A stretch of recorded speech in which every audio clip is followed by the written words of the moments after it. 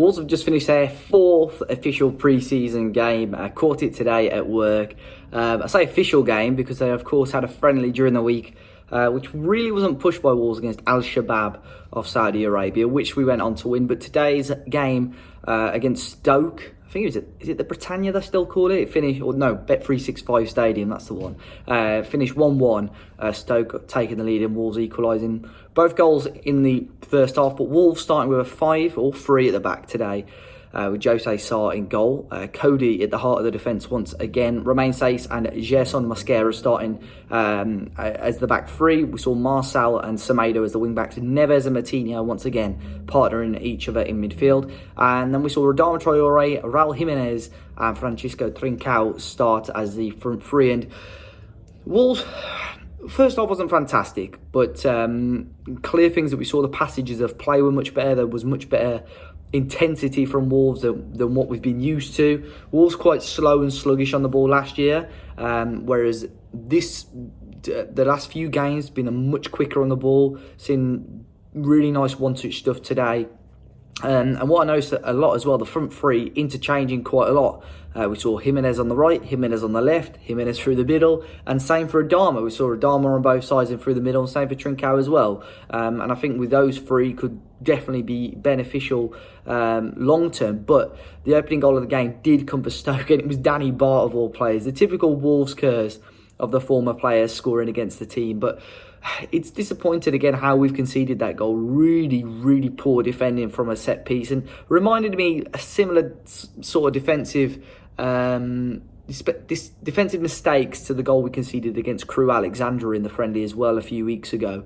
To be fair, questions of offside. I think it was Stephen Fletcher, again a former Wolves player, involved, but it shouldn't be going in there. Wolves have got to be doing better there, and hopefully we can improve on that defensive side of things. But Wolves got themselves back into the game fairly soon after, and it was Mr. Raul Jimenez finally scoring in front of the Wolves fans again. Fantastic to see him scoring. Of course, he did score the winning goal against Al-Shabaab during the week, which unfortunately we couldn't see, but scored a goal today.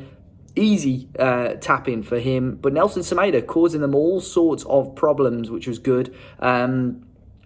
He did really well today, Semedo. I thought he had a really good chunk of minutes as well, didn't he? Got a shot away, albeit not much power on it. Goalkeeper probably should have done better, but Jimenez is going to gobble up those opportunities when he just has to tap it in to an empty net. And we went into half-time. There were positives, but again, still negatives. Still lots for Wolves to improve on. We've got another friendly tomorrow, of course. Friendly next week, which is our final pre-season game as well. But second half, we saw some changes. Neves, Mosquera, and who else came off? Somebody else came off. Neves, Mosquera, and somebody else.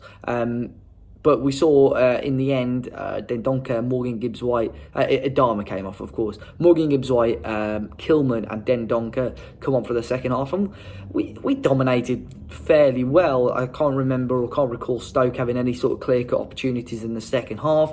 My main concern is still that Wolves are struggling to create those clear-cut opportunities more often.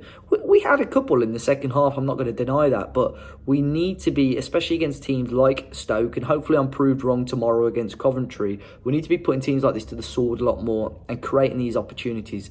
Raul Jimenez was playing some phenomenal final balls today. We were getting in those positions more than we were last week, but still not often enough for me. But the whole attacking intent seems a lot better. It's much more positive.